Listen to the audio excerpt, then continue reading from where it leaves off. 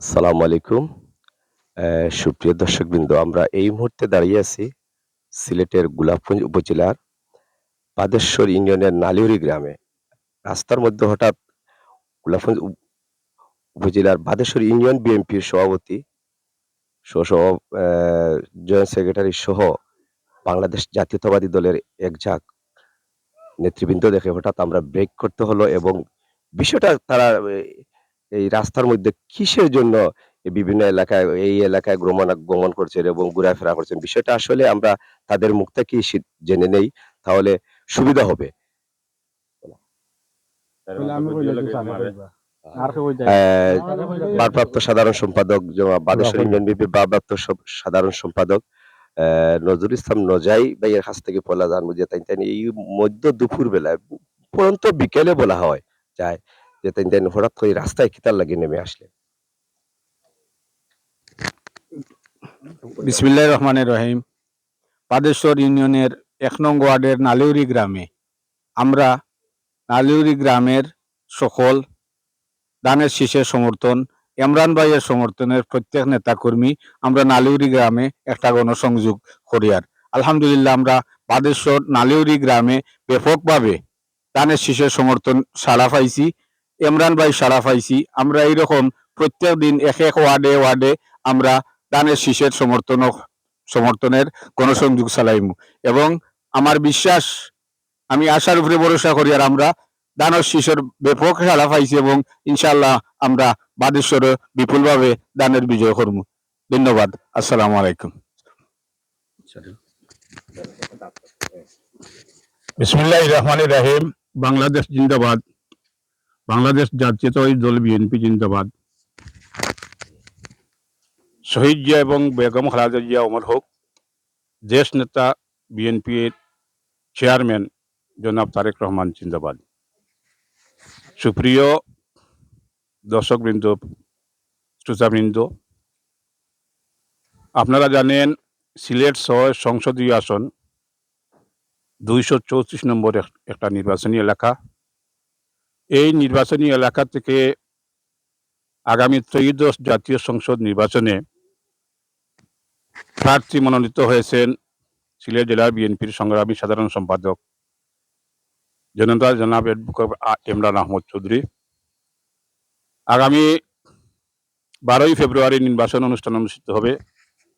এই ইমরান আহমদ চৌধুরীকে বিজয়ী করার লক্ষ্যে, ইমরান চৌধুরীর হাতকে শক্তিশালী করার লক্ষ্যে আমরা এখান বাদেশ্বর ইউনিয়ন বিএনপির পক্ষ থেকে আমি সভাপতি তারেক জলিল, আমার সাথে আছেন আমার বিএনপির ভারপ্রাপ্ত সাধারণ সম্পাদক নজরুল ইসলাম নজাই, উপস্থিত আছেন বিএনপির মুক্তিযুদ্ধ বিষয়ক সম্পাদক জনাব হাসান আহমদ লিটন, উপস্থিত আছেন কাতার বিএনপি প্রবাসী বিএনপি নেতা জনাব কামাল আহমদ, উপস্থিত আছেন ওয়ার্ল্ড বিএনপির সম্মানিত সিনিয়র সহসভাপতি আলমগীর হোসেন, উপস্থিত আছেন আমার ১ নম্বর ওয়ার্ড বিএনপির সংগ্রামী সাধারণ সম্পাদক জনাব আফরোজ আলী, উপস্থিত আছেন যুবদল নেতা শিফন আহমদ, উপস্থিত আছেন ইউনিয়ন বিপির সম্মানিত নেতা জনাব আবুল আহমদ, উপস্থিত আছেন আমাদের গ্রামের সুমন আছেন, আমার শাহাবুদ্দিন আছেন, লিটন আছেন, আমার ভাই বুরহানুদ্দিন লুকু আছেন। আমাদের মাধ্যমে আপনাদের কাছে একটা মেসেজ দিতে চাই, বার্তা দিতে চাই। আগামী নির্বাচনে আপনারা দীর্ঘদিন পূর্ব থেকে বঞ্চিত, দীর্ঘ ১৫, ১৬, ১৭ বছর আওয়ামী লীগ একচেটিয়াভাবে অবৈধভাবে এই দেশে শাসনভার চালিয়েছে। রাতের দিনের ভোট রাতে দিয়েছে এবং ব্যালট বাক্স ছিনতাই করে তারা ইচ্ছামতো ভর্তি করেছে। তো আমি বলতে এই কথা, এখন সুন্দর দিন এসেছে, আপনারা নির্বিঘ্নে নির্দ্বিধায় আপনারা ভোট প্রদান করতে পারবেন। সময়ের দাবি, এই আসনে ধানের শীষের জয় জয়গার উঠেছে। আমরা বিশ্বাস করি ইমরান আহমদ চৌধুরীর মতো সৎ, যোগ্য এবং রাজনীতিতে অভিজ্ঞ, যিনি ছাত্রদল থেকে আরম্ভ করে এই পর্যন্ত জেলা বিএনপির সাধারণ সম্পাদক হয়েছেন, রাজনীতিতে তিনি অত্যন্ত অভিজ্ঞ। আমরা মনে করি ইমরান আহমদ চৌধুরী সাহেবকে দানের শীষ প্রতীকে ভোট দিলে গোলাপগঞ্জ এবং বিয়ানীবাজার এলাকার কাঙ্ক্ষিত উন্নয়ন সম্ভব হবে।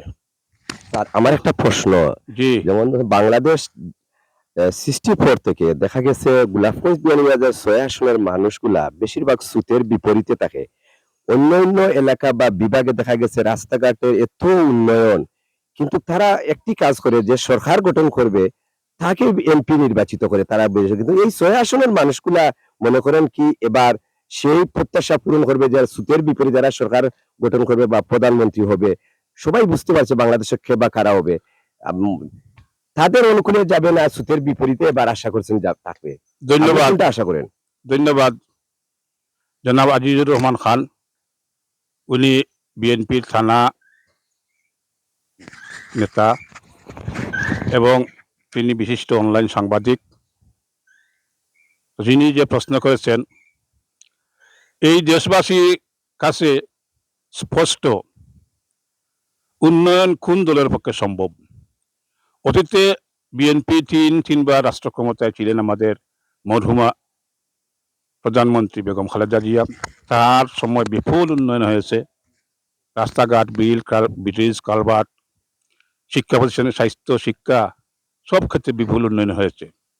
এর আগেও শহীদ রাষ্ট্রপতি আমাদের বিএনপি প্রতিষ্ঠাতা, তার আমলে হালখাতা কর্মসূচি গ্রহণ করে এই দেশের ফসলের বাম্পার ফলন হয়েছিল, কৃষকের মুখে হাসি ফুটেছিল, যেটা আজ পর্যন্ত এই বাংলাদেশের মানুষের মুখে মুখে প্রচলিত রয়েছে।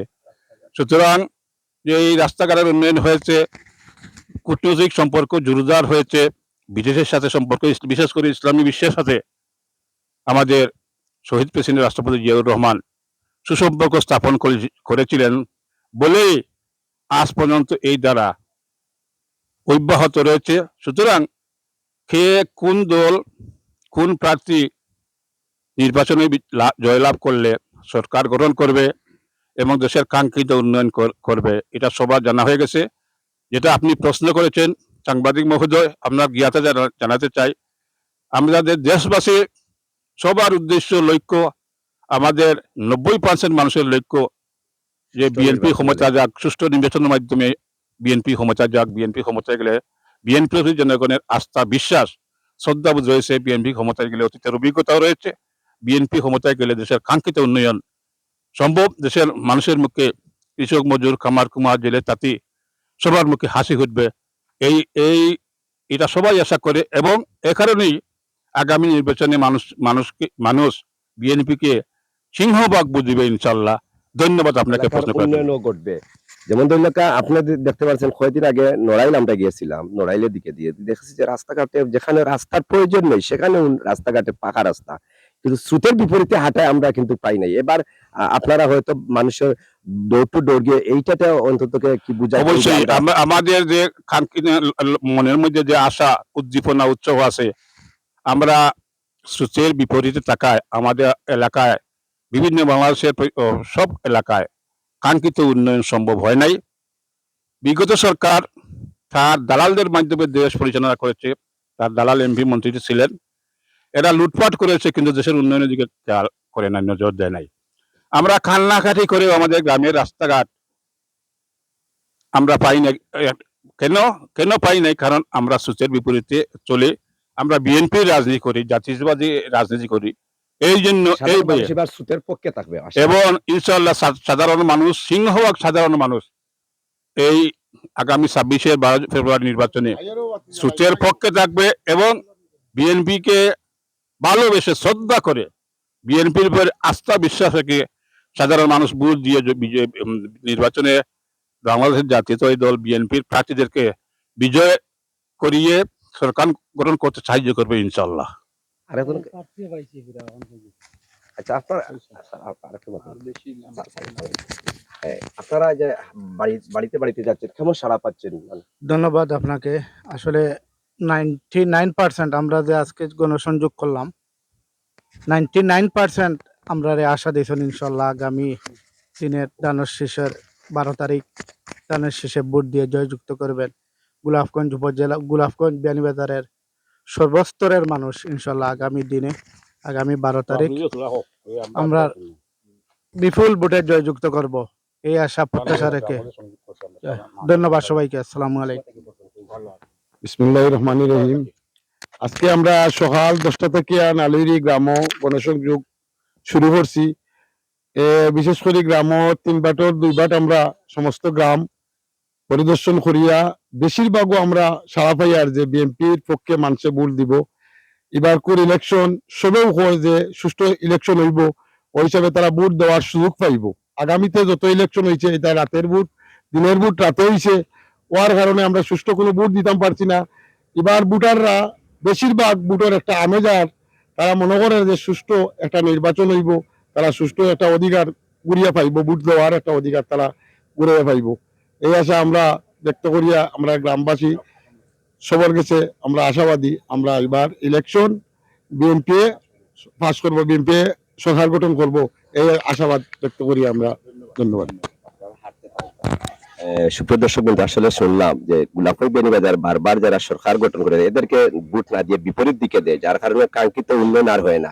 কারণ এখানের এমপির সুদৃষ্টি, সরকার দলীয় এমপি না হওয়া এক সুদৃষ্টিটা কম থাকে। তাই এবার আশা করছেন বিএনপির নেতৃবৃন্দ এবং এলাকাবাসীর মানুষ আশা করছেন এবার সেই কাঙ্ক্ষিত উন্নয়নের স্বার্থে এবার যারা সরকার গঠন করবে, বেশিরভাগ বাংলাদেশের বেশিরভাগ জনগণ একমত, সেই দলের প্রাকৃততা তারা বিএনপিকে এবার ভোট দেবে, বিএনপির মনোনীত প্রার্থী অ্যাডভোকেট মাহমুদ জলিল। চলুন পরবর্তীতে আমরা কোনো না কোনো আবার লাইভে এবং ভিডিও বার্তায় আপনাদের সাথে দেখা হবে, কথা হবে। সাথে আছে আমি আজিজ খান। আসসালামু আলাইকুম।